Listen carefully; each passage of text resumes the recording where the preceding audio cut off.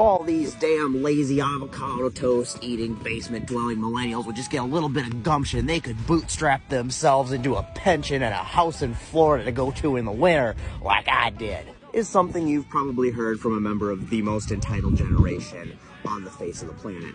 But it's a strange saying, right? They use it in the context of a person being self-made, but you can't pick yourself up by your bootstraps. It defies the laws of physics. And so they keep using that word, but I don't think it means what they think it means. Or at least it didn't always. See, back in 1834, a man appropriately named Nimrod Murphy, claimed that he had invented a perpetual motion machine. And a newspaper, the Mobile Advertiser, wrote an article making fun of him, saying that Mr. Murphy had also probably discovered how to lift himself over the Cumberland River or a garden fence by his own bootstraps. And from there, for about the next century, it was used to refer to something that was impossible or ridiculous. And now it's not exactly nailed down as to when that really began to change, but it seemed to start happening around the 1920s and 30s. And it was not uncommon at the time for robber barons to use their wealth and power to spread propaganda to make them not look like the exploitative douchebags that they were. And it could be that they did something like that to rephrase the term to represent themselves as something equally impossible as somebody pulling themselves up by their bootstrap. Self-made men who deserved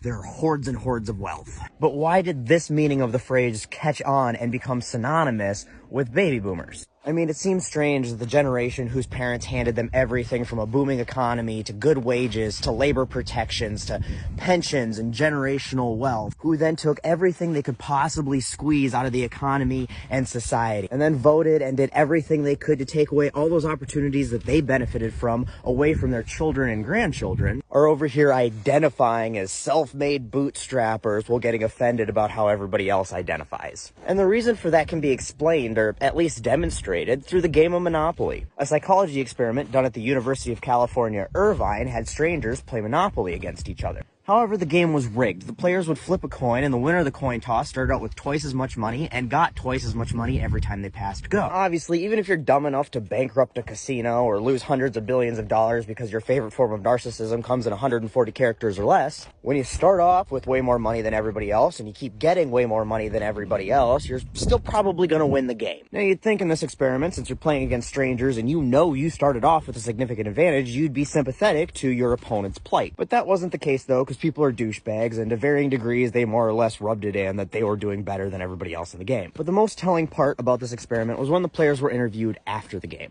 When asked why they felt that they won the game, every single one of the players attributed their success to their skill, their expertise, their good decision, and not a single one attributed even a little bit of their success to their luck in winning the coin toss, getting twice as much money to start and twice as much money every time around the board. And sadly, that is human nature. It's why wealthy people think that they're wealthy solely because of their hard work and personal genius, and it has absolutely nothing to do with their rich parents or the social and economic opportunities that they were afforded that most people don't get. And it's why so many boomers take personal credit for the comfortable middle-class life they were handed, while simultaneously blaming the subsequent generations for not having the opportunities and success that they took away from them. So just remember, the next time somebody uses the term bootstrapping unironically, joke's on that Nimrod, because being self-made is as realistic as perpetual motion.